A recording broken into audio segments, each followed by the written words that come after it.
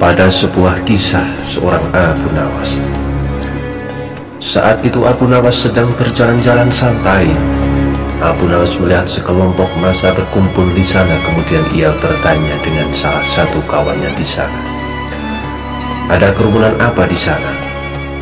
"Pertunjukan keliling yang melibatkan monyet-monyet ajaib," jawab kawannya itu. "Apa maksudmu dengan monyet-monyet ajaib?" kata Abu Nawas penasaran. Kemudian kawan Abu Nawas menambahkan, monyet-monyet yang bisa mengerti bahasa manusia. Dan yang lebih menakjubkan adalah monyet itu hanya mau tunduk kepada pemiliknya saja. Lantas Abu Nawas semakin tertarik dan tak tahan untuk menyaksikan kecerdikan dan keajaiban binatang itu. Abu Nawas sudah berada di tengah kerumunan para penonton yang berkerumun.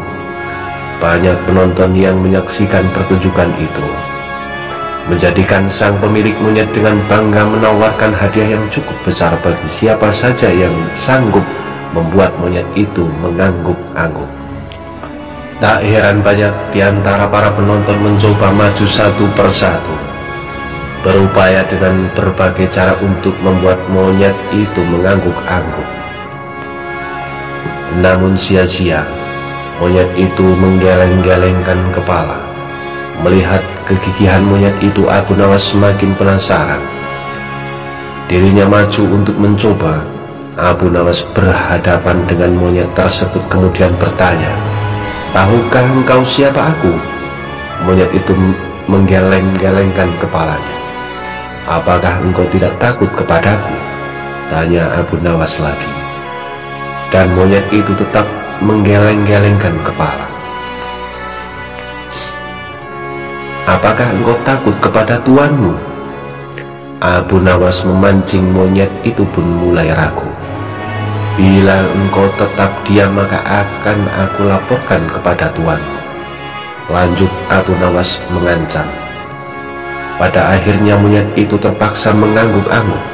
Abu Nawas berhasil membuat monyet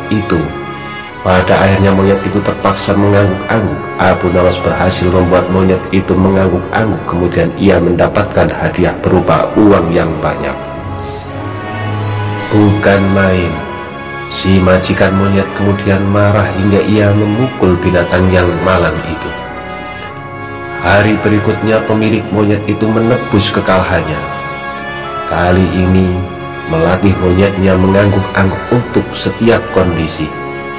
Bahkan ia mengancam menghukum berat monyetnya bila sampai berhasil terpancing penonton hingga mengangguk-angguk, terutama oleh Abu Nawas. Kini para penonton yang ingin mencoba menaklukkan tantangannya, mereka harus sanggup membuat monyet itu menggeleng-gelengkan kepala. Seperti hari sebelumnya, banyak para penonton tidak ada yang sanggup memaksa monyet itu menggeleng-gelengkan kepala. Tidak ada lagi yang ingin mencobanya. Sekarang giliran Abu Nawas maju. Kemudian ia mengulang pertanyaan yang sama. "Tahukah engkau siapa aku?" Monyet mengangguk-angguk. "Apakah engkau tidak takut kepadaku?" Monyet itu pun masih mengangguk. "Apakah engkau tidak takut kepada tuanmu?" pancing Abu Nawas lagi. Monyet itu pun tetap mengangguk karena lebih takut terhadap ancaman tuannya daripada Abu Nawas. Abu Nawas kemudian mengeluarkan bungkusan kecil berisi balsem panas yang kembali berbicara. Abu Nawas kemudian mengeluarkan bungkusan kecil berisi balsam panas dan kembali berbicara. "Tahukah engkau apa gunanya balsam ini?" Monyet tetap mengangguk. "Baiklah, bolehkah aku gosok selangkanganmu dengan balsam ini?" Monyet itu pun masih saja mengangguk. Abu Nawas pun menggosok selangkangan binatang itu. Tentu saja monyet itu merasa kepanasan dan panik. Kemudian Abu Nawas mengeluarkan bungkusan yang lebih besar isinya, masih sama berisi balsam. Maukah engkau bila balsam ini kuhat? Pada suatu hari Abu Nawas sangat kebingungan. Bahkan ia hampir putus asa. Sudah 2 hari dapur tidak mengepul. Asap karena tidak ada lagi barang yang bisa dijual. Satu-satunya jalan yang bisa diambil adalah menjual manusia untuk dijadikan budak. Sebenarnya jika Abu Nawas mau, dia bisa saja menjual teman-temannya. Namun ia tidak tega karena teman-temannya bukan orang kaya, melainkan orang miskin seperti dirinya. Jalan satu-satunya yang bisa dilakukan Abu Nawas adalah menjual manusia. Akhirnya Abu Nawas memutuskan sesuatu yang tidak biasa. Ia akan tetap menjual manusia, dijadikan oleh si pembelinya. Bukan menjual temannya, melainkan rajanya, Harun al-Rasyid. Menurut Abu Nawas, hanya baginda raja yang pantas untuk dijual. Bukankah selama ini baginda raja selalu mempermainkan dirinya, menyengsarakan pikirannya?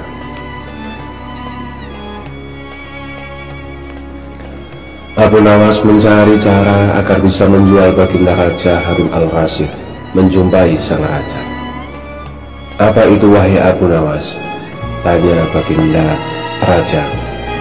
Sesuatu yang hamba yakin belum pernah terlintas di dalam benak Paduka yang mulia, kata Abu Nawas. Kalau begitu cepatlah ajak aku untuk menyaksikannya, kata baginda raja tanpa rasa curiga sedikit pun. Sesuatu yang hamba yakin belum pernah terlintas di dalam benak Paduka yang mulia, kata Abu Nawas meyakinkan.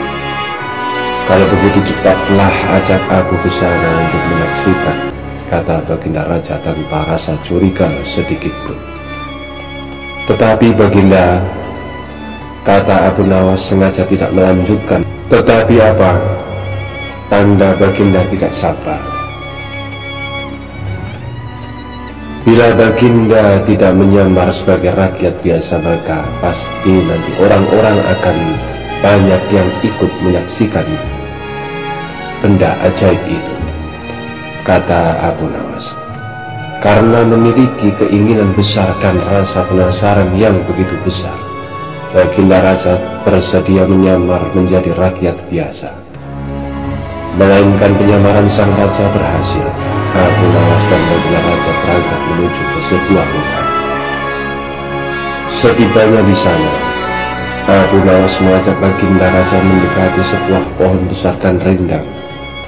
Ia pun meminta sang raja untuk menunggu sementara waktu.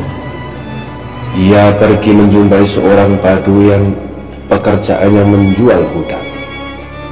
Abu Nawas mengajak pedagang budak itu untuk melihat calon budak yang akan dijual kepadanya dari jarak yang agak jauh. Abu Nawas enggan menjumpai sang raja dan merasa tidak tega. Sementara itu, Abu Nawas beralasan calon budak yang akan dijual adalah teman dekatnya sendiri. Abu Nawas pun membuatkan surat kuasa yang menyatakan bahwa pedagang budak sekarang mempunyai hak penuh atas diri orang yang sedang duduk di bawah pohon rindang itu.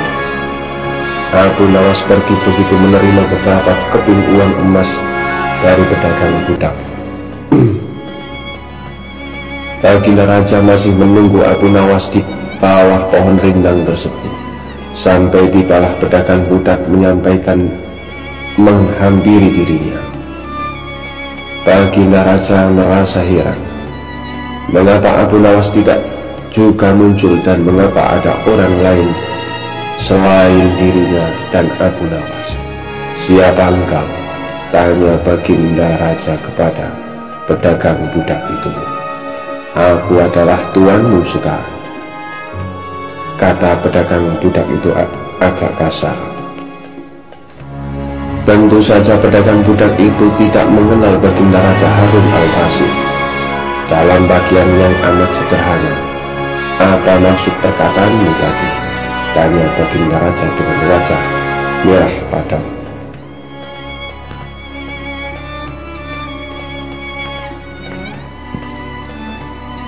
"Siapa engkau?" tanya baginda raja kepada pedagang budak itu. "Aku adalah tuanmu sekarang," kata pedagang budak itu agak kasar.